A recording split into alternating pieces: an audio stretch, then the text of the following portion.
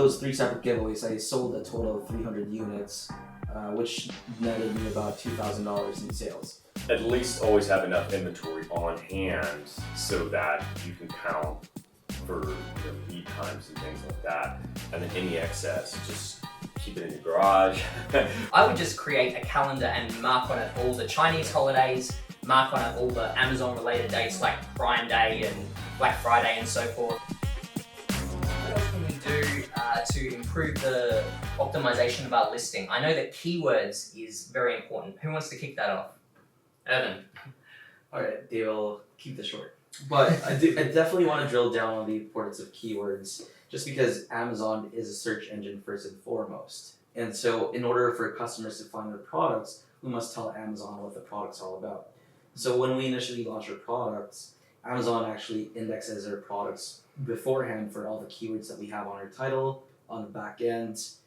There's also a new field on the back end, not a new field, but recently it was discovered that the field in the back end called subject matter is also being indexed by Amazon. Keywords on your bullet points along with keywords on your description. And it's really important with that we maximize the use of keywords that we have there by not even repeating the keywords that are found on the title. And I believe it's been said that in terms of the weight where Amazon indexes your listing, they look at the title first, then they look at your back-end keywords, then they look at your description, not description, but rather bullets, and then the description lastly. A good analogy I once heard for, because Amazon is essentially a search engine for products, right? It's not so much a store as it is a way to search for products quickly. Is you have to imagine the search engine as being the smartest person that you've ever met, but really not confident about anything they tell you, right? So when you give them the information, you're building your title and you're building, you're putting the images in there. You're telling Amazon, hey, this is what this product is. And then when your customers buy it, and if a large percentage of them who are seeing your page are buying it, then they're validating that information for Amazon. They're saying, yes, this is relevant to what I was searching for. And Amazon rewards relevant stuff by pushing you up in rankings. Further up you go in rankings, the lower your costs are going to be and the higher your sales are going to be. So to really optimize your listing, to make sure that your title has relevant stuff in it. If you're a garlic press, that's got to be the first words there. I'm a garlic press. Yeah. We Joel and I had a conversation about brand names and stuff like that earlier. Unless you're Levi's, Strauss, or something like that, where people are going to be searching for it, think about the intent of the person buying. If you're just a new brand, they're not going to know that you're Joel's white tennis shoes or Irvin's awesome watches or whatever. They're just going to know they're looking for a garlic press. They're looking for an umbrella clip. They're looking for 36-inch long bamboo stick. Now, granted, Jungle Sticks has probably gone out far enough, Liz, with their awesome sales, but still, you still want to do that. And then sometimes Amazon's going to change your listing on you. They're going to put your brand name in front. That's usually a good thing because they're saying, hey, people are looking for you. That's what's relevant. Can I add something to that?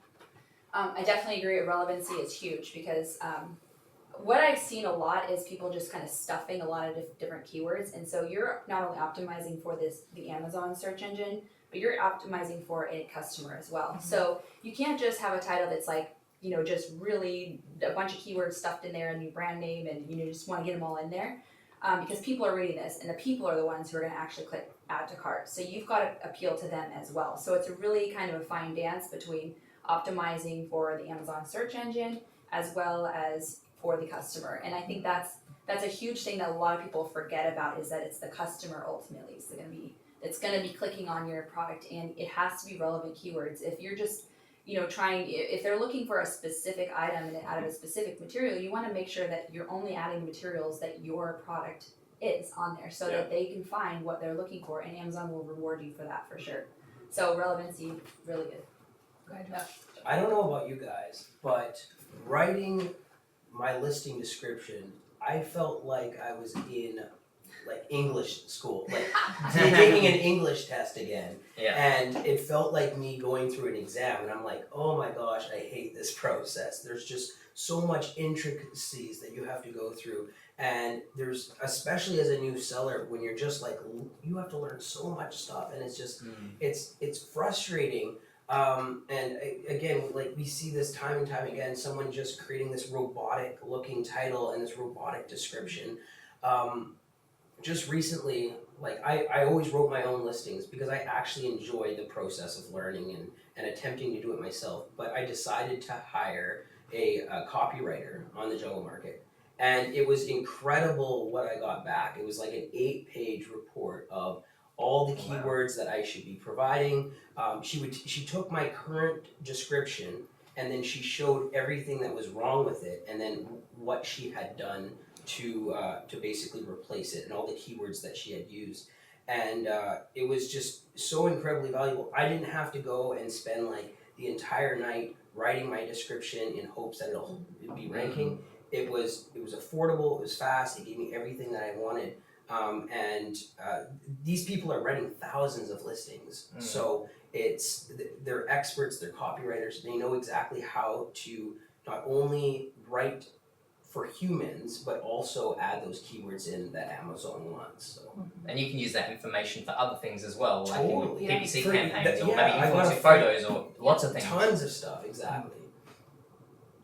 One other thing, if you're not outsourcing that, is to be able to use Keyword Scout. I don't know what you guys use, but Yeah. I 100% use, Keyword yeah, Scout. I love Keyword Scout, and Keyword Scout for me is the best one because it uses Amazon data versus external data. And what I do is I use that and I count the top words, and then I actually put that into a spreadsheet and I sort from most used keywords to least used keywords.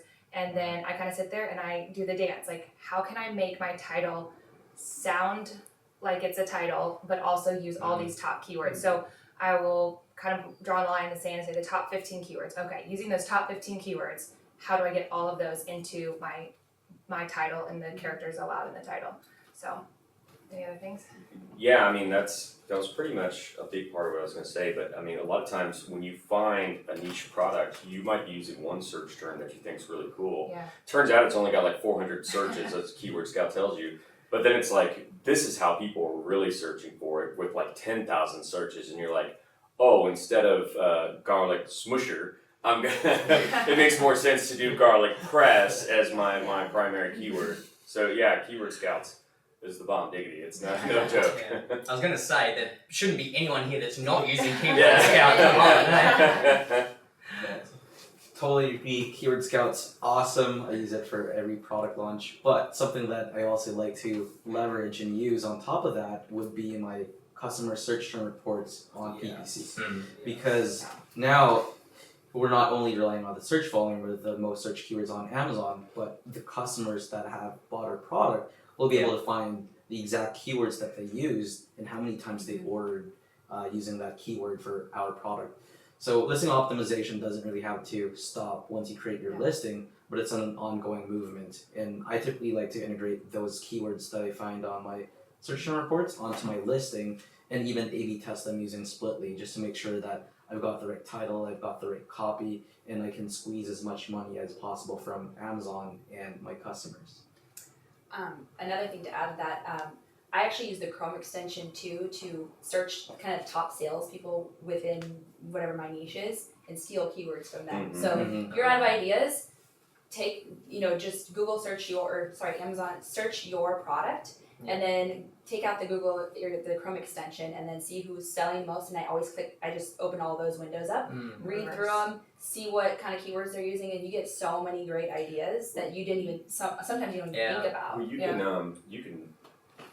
to even make that process easier, you can take their ASIN, you can put it in a Keyword Scout, and it will take all the keywords that they're ranking in the top 10 for and spell it out. So you have their exact keyword strategy right there in front of you.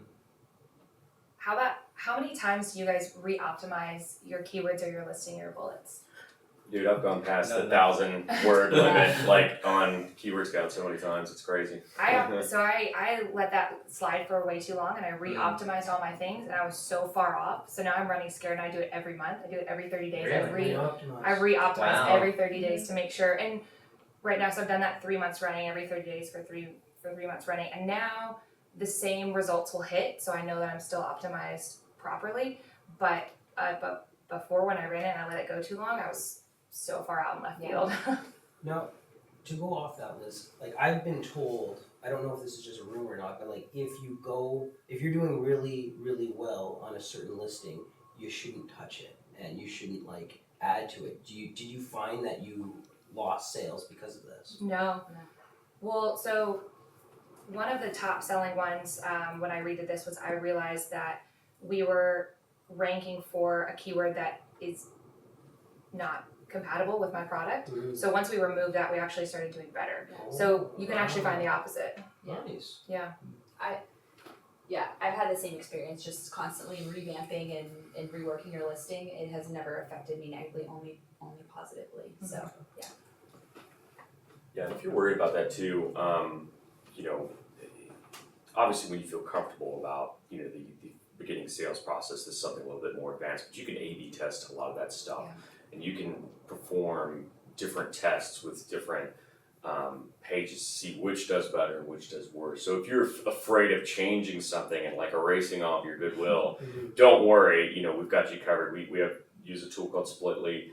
It does it all for you, automated. It's all machine learning. You just go, this is what I want, and it takes the keys, and then like a week later it says, hey, this is what we got back, and then you can really make those decisions without screwing up all your hard work.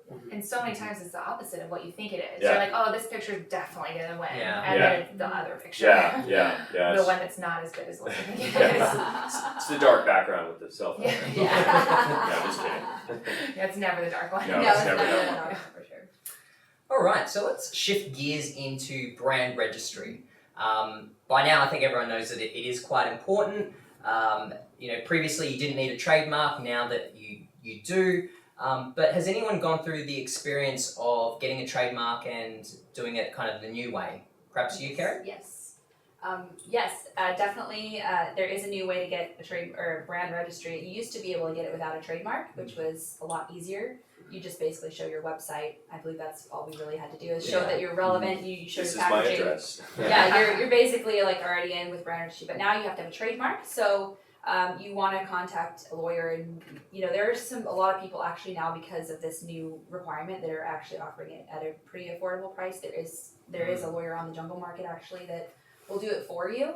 So getting a trademark, it's really, you can get it for about $300, and it really, that $300 is just going to be returned to you so much quicker, because you are going to have access to enhanced brand content, Amazon stores, and you're going to be able to create a brand and tell a brand story that you wouldn't be able to tell, otherwise. And this actually gives a customer a different experience rather than just buying a one-off product. They're buying from a brand, and there's a whole story behind it, and there's going to be a way for you to kind of create a following on Amazon, and you can really launch a product or your brand on Amazon where people are already buying, and then continue on from there. So getting brand registry is just really, really important just for the direction that Amazon's moving. So if you want to keep moving and you want to keep going with the sales, you're going to want to get brand registry. And if you're just starting out too, and that sounds kind of like, whoa, that's a lot of work to do. What I did, and I think a lot of people do, is they kind of just test the water first to see, hey, is this brand and this product gonna work? And then when they see yes, there's some sales coming in, and they're already thinking about product number 2, you can go ahead and pull the trigger. Your listing, you won't get the enhanced brand content, which is really awesome, and it definitely helps your conversion rate. But Amazon's not going to treat you any worse than the next seller. You're still going to make sales and stuff like that. You can make that decision without having to go through like a whole legal process. But definitely once you know that's like, okay, this is working, then start definitely thinking about that stuff. And unless you already have a Juris Doctorate, get a professional to help you Yes. because the trademark is not something that just it's a complicated. I mean, there's super intelligent people in this room, and I don't think anybody here would trust their own devices to get that legal document. No. Yeah. I made that mistake. Yeah. Well, I I made thought you had a JD, man. What happened? Joel Esquire over there. Yeah, I'd say that too. When I submitted for my first trademark, I did it myself, and it ended up getting rejected because it was too similar to something else. And I did some like basic checks, and I'm like, I think this will be okay, but it wasn't. And so I've just been talking to like lawyers since, and they've been able to help in assisting and going, okay, this is what's going to give you the best chance of having a trademark and so forth. So I definitely recommend getting a professional. And I totally agree that it's worthwhile getting getting brand registry. You know, we all know that enhanced brand content looks amazing and helps convert and so forth. But I sort of believe that it is kind of the future of selling on Amazon. I think Amazon are just going to roll out more and more features, and people that have brand registry are going to have a leg up. Because since enhanced brand content, I know they've released another thing such as Amazon stores. And I think you've had some experience with that, and I know I haven't. So could you tell us? Yeah, so Amazon stores, it's templated like enhanced brand content, so you can create pages, kind of like your own website within Amazon. It's really not hard to do, which is really cool because you can click and drag and add in photos. You can add in video, and you can literally put all of your products. You can do different pages, so you can so if you have different types of maybe you are different types of toys. You can have dolls and cars or whatever. All the different kinds of toys you have. You have a home page where you have the whole brand story. You can put your videos, and I think it's even better because you can send your traffic to that Amazon store. Because a lot of times I think people are like, oh, I don't want to send all my traffic, especially from outside. Yeah. You don't want to send it to Amazon for them to click on somebody else's listing and buy something else. When they're going to your store, they're seeing all your products. And usually when they're clicking on it, they're kind of interested in that kind of realm. So if you have that brand everything already there, and maybe they want to buy this item that you were advertising, and then even more because they love all of your brand. It's all on the Amazon store. They're not going to get distracted by anybody else's products, which I think that's the best part of it. Yeah. And I think the best part of it too is that you can just really brand yourself, do the whole story, and that really helps build a connection with the customer and building customer loyalty with you. But it's not hard to do just because I think the templates that they've put on there are really easy to work with.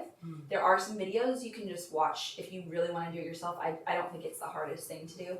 If it is, you can get somebody to do it again. You get them to help you have great pictures, and that's really the main part of it. So yeah, love Amazon stores. Do you need a trademark for that? You do need a trademark for an Amazon store. So again, just like Lenny was saying, they're probably going to keep rolling out cool things like the Amazon store, enhanced brand content, only available to registered brands. So you want to really get on that as soon as you can, and kind of create a theme, I guess, in a brand so that you can take part in that, because I think it's a huge part of it's going to be a huge part of the sales process moving forward. For sure. I think the hardest thing that Amazon gives us as sellers would be those darn CSV templates that you have to upload. Those are the worst. Yeah. Amazon stores, EBC, they're pretty easy, They're just like you so said, easy. it's drag and drop, but hopefully Amazon changes those CSV uploads. They're my existence. So. Cool. Yeah, I guess the other thing as well is that brand registry makes your product a bit more defensible as well. Has anyone had any experience with like hijackers and stuff? I know there's like always people in the forums like kind of going on about hijackers and so forth. Has anyone got any thoughts on that or being defensible against them? Yeah, Jungle Sticks got hijacked. Did they really? I didn't know that. Yeah, July, right before 4th of July, Jungle Sticks, Jungle Scout's own product where the profits all go to build schools in Africa, got hijacked. And so what happened was we ran out of inventory. It was on a boat, but I think we had some palletization issues with China, if I'm not mistaken. And the way people are doing it is they're essentially just searching for people whose products have run out. They're jumping on the listing and then they're sending other products, essentially drop shipping it. way we dealt with is we sent some letters like, hey, this is a trademark brand, Amazon frowns on IP violations, don't do this. And the problem is you get rid of that one and then another guy jumps on right away and another. So the best way to combat hijackers these days is keep your products in stock. Yeah. Check Forecastly, make sure your stuff's good. And also make sure that your pictures are solid. Make sure your brand is nice and clear, because if hijackers are sending stuff that's not your product, you can buy your own product and then do an A to Z violation on them and say, hey, these people are messing with my stuff. So one thing I think we should talk about is mobile optimization. Everyone does everything on their smartphones these days, so that includes shopping. But I guess a lot of us probably set up our listings and do a lot of the work on our computers. Does anyone know, I think maybe you know, Liz, some of the stats around the Amazon shopping? Yeah, so a boost. So if I remember correctly, it was around 80% view the listing on their phone at some point before they purchase. So whether they're researching and they purchase on a desktop, or whether they are purchasing on the desktop and then they try to pull it up on their phone at a later date, they're using their smartphone 80% of the time, anytime they want to look at Amazon or buy through Amazon.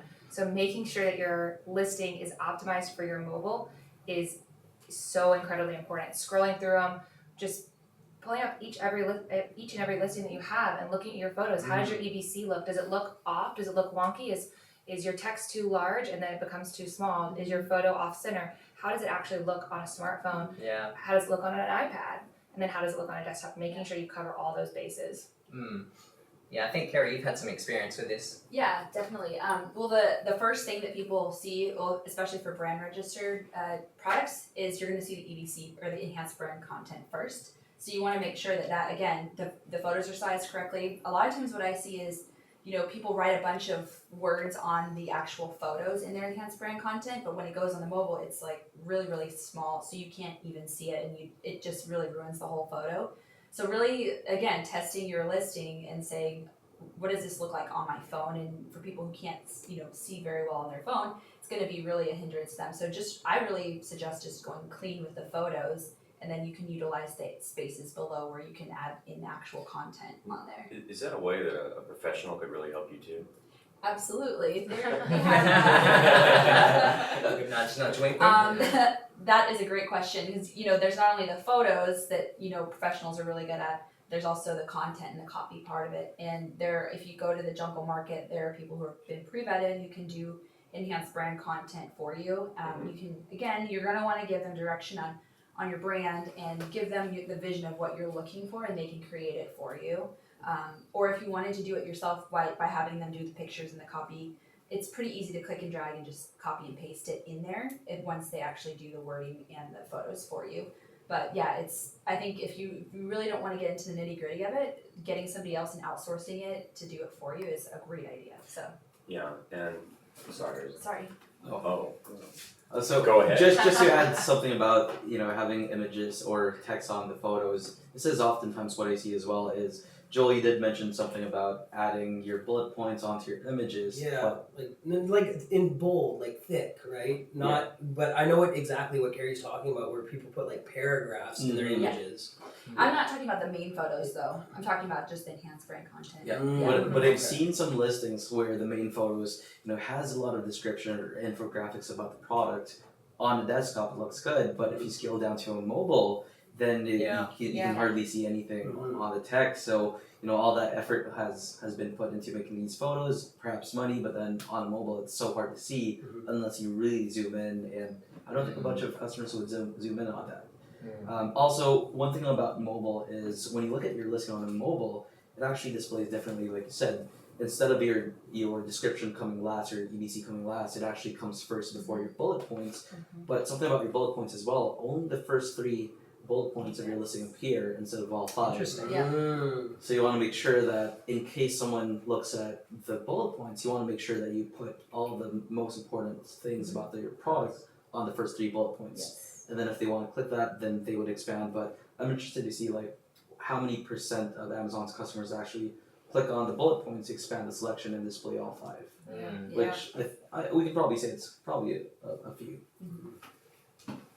Another thing about the mobile device versus your computer or shopping on a desktop is that I don't know about you guys, but when I'm shopping on a desktop, I don't scroll. I'll look at the first few images, maybe read the descriptions a little bit, and then I'll scroll to the reviews. Mhm. I Yeah. skip all that middle part. But on my phone, I'm just so used to scrolling Instagram or Facebook or my email, or I'm just used to that motion. I sit there and I read, and I actually look at the EBC and I actually read all of that information, whereas on a desktop I don't do it. So really optimize that EBC for your phone is super, super critical. Yeah.